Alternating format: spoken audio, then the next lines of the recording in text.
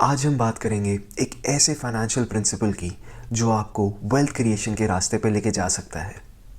Long term mindset और SIP systematic investment plan. Example लेते हैं HDFC फ्लेक्सी कैप फंड का। इसको 2025 में 30 इयर्स हो चुके हैं लॉन्च हुए हुए, और जब से ये लॉन्च हुआ है इसने एनुअलाइज रिटर्न 18.88% की दी है।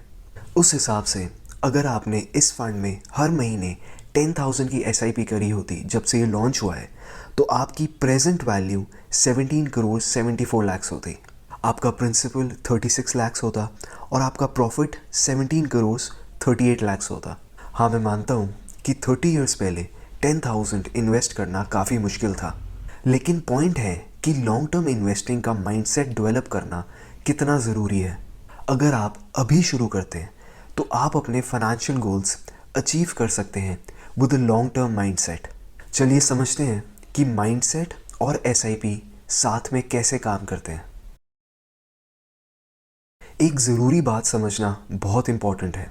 आप इक्विटीज़ में लॉन्ग टर्म माइंडसेट के बिना पैसा नहीं कमा सकते हैं।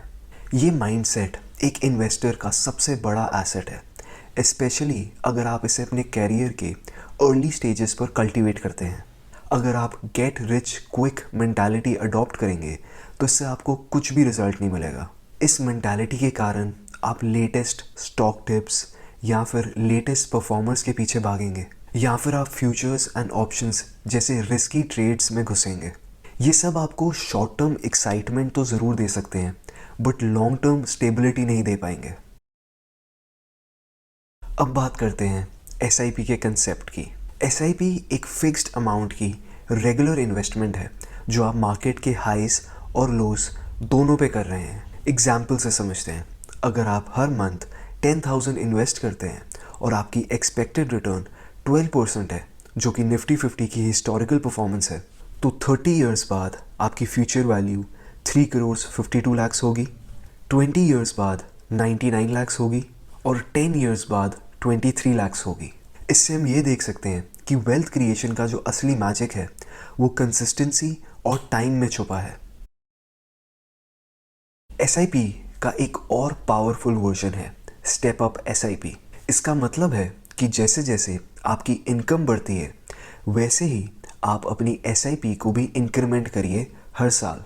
फॉर एग्जाम्पल, आप अपनी SIP को हर साल 10% से बढ़ा सकते हैं। एक छोटा सा एनुअल इंक्रीज आपके लॉन्ग टर्म रिटर्न्स पे एक बहुत बड़ा इम्पैक्ट डाल सकता है। एक गलती जो इन्वेस्टर्स करते हैं वो है इमोशनल इन्वेस्टिंग। जब मार्केट्स नीचे होती हैं तो कई लोग अपनी SIPs स्टॉप कर देते हैं या अपनी इन्वेस्टमेंट्स बेच देते हैं। ये दो गलतियां आपको अवॉइड करनी है। शेल्बी डेविस का एक बहुत अच्छा कोट है, you make most of your money in bear markets, you just don't realize it at that time. Bear market के टाइम आपको इन्वेस्टमेंट्स लोअर प्राइसेस पे मिलती है जो फ्यूचर रिकवरी में सिग्निफिकेंट रिटर्न्स देती है आपको। मार्केट इरैशनैलिटी काफ़ी लंबी चल सकती है, चाहे वो एक्सुबरेंस हो या फिर डिसमे, हाइज या फिर लोज।